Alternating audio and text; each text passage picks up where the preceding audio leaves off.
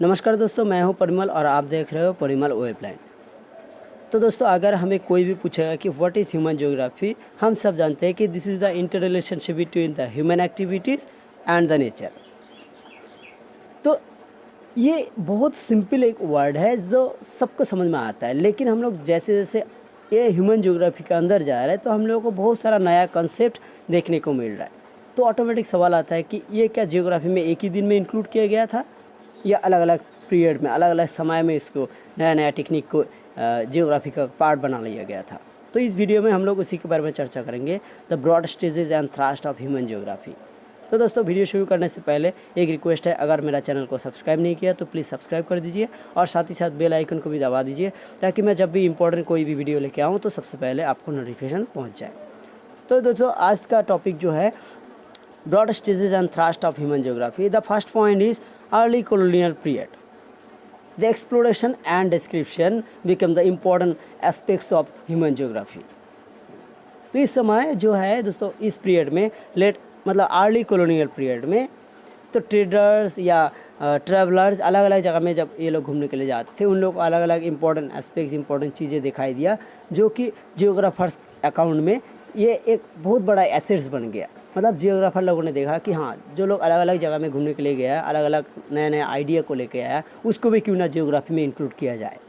तो इस समय क्या हुआ कि exploration of new ideas by the traders और travellers and detailed discussion, encyclopedic discussion about that particular new ideas. This become the important aspects during this early colonial period. And next point is late colonial period, and this period is mainly famous for regional analysis. Regional analysis means region wise analysis. दोस्तों, अगर हम लोग overall किसी भी एक चीज़ को idea लेने जाएंगे, बहुत बड़ा रीजन अगर है तो ऑटोमेटिक इसमें मतलब बहुत ज़्यादा डिफ़िकल्ट टास्क बन जाता है, बहुत ज़्यादा डिफ़िकल्ट टास्क बन जाता है।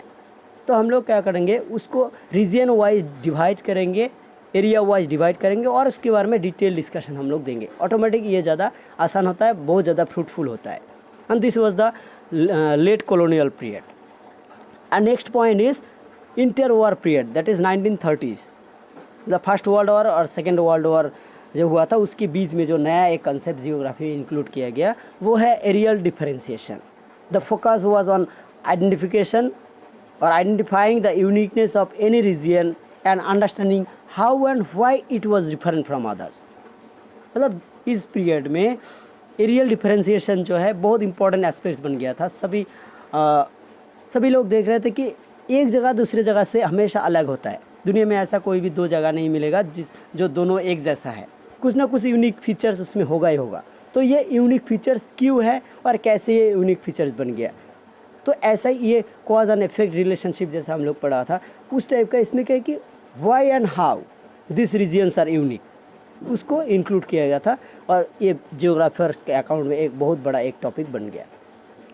नेक्स्ट पॉइंट है late 1950s to the late 1960s, the special organisation और क्वांटिटेटिव रेवोल्यूशन। तो इसमें ऐसा क्या हुआ कि क्वांटिटेटिव रेवोल्यूशन हम लोग बोल रहे हैं कि इसमें एक रेवोल्यूशन हुआ जियोग्राफी में।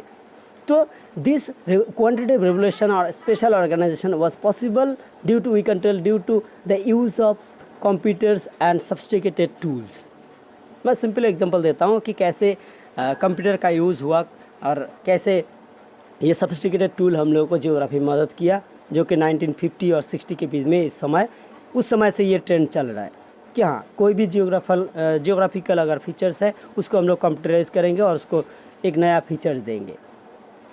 For example distribution of population, अगर हम लोग state wise distribution of population किसी भी कंट्री का लेंगे तो उसमें हम लोगों को ऐसे डेटा को देख के आइडेंटिफाई करना बहुत ज़्यादा मुश्किल होगा कि कौन सा स्टेट में ज़्यादा है, कौन सा स्टेट में कम है। एक एक डेटा को हम लोग को ध्यान से देखना पड़ेगा, जो कि बहुत ज़्यादा एरर होने का चांस है।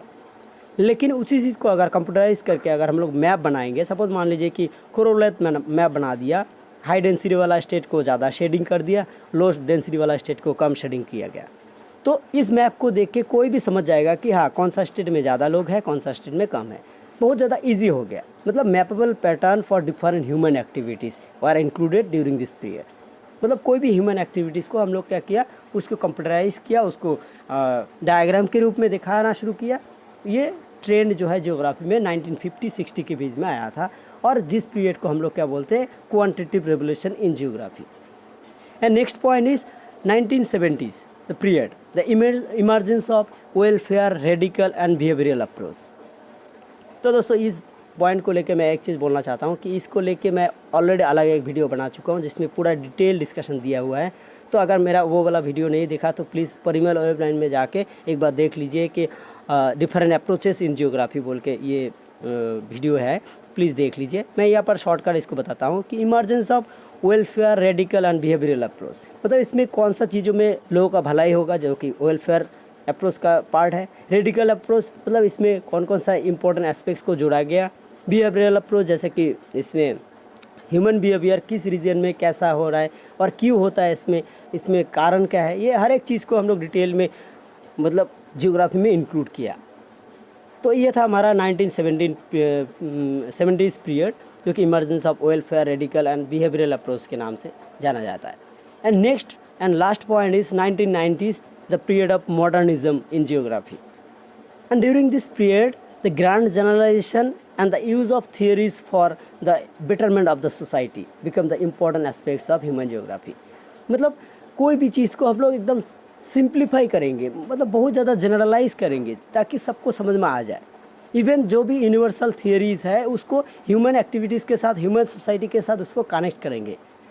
ये ट्रेंड जो है 1990s के बाद ये शुरू हुआ। तो फिर से मैं यहाँ पर एक एग्जांपल देना चाहता हूँ कि फॉर एग्जांपल मैल्थुसियन थियरी। मैल्थुसियन थियरी ऐसे ही बुक में रखने से नहीं होगा कि वो थियरी ह्यूमन एक्टिविटीज़ के साथ या ह्यूमन सोसाइटी का कैसे काम में आ सकता है, वो हम लोगों को सबको समझाना है, सिंप्लीफाई करना है, जनरलाइज करना है ताकि सबको समझ में आ जाए। जैसे कि उन्होंने बताया था कि मैल्थुसियन थियरी में क्या बताया गया था कि ह्यूमन जो ग्रोथ हो रहा है उसके साथ जो रिसोर्स अवेलेबल है उसके क्या कनेक्शन है। अगर रिसोर्स से ज़्यादा अगर ग्रोथ हो रहा है तो उसमें कैसे हम लोग बच सकते हैं, पॉजिटिव तरीका बताया, नेगेटिव तरीका बताया। मतलब वो पूरा हम लोग को थियरी को क्या किया, हम लोग ह्यूमन एक्टिविटीज़ के साथ इंक्लूड किया और सिंप्लीफाई करके सबको समझाने के लिए कोशिश किया।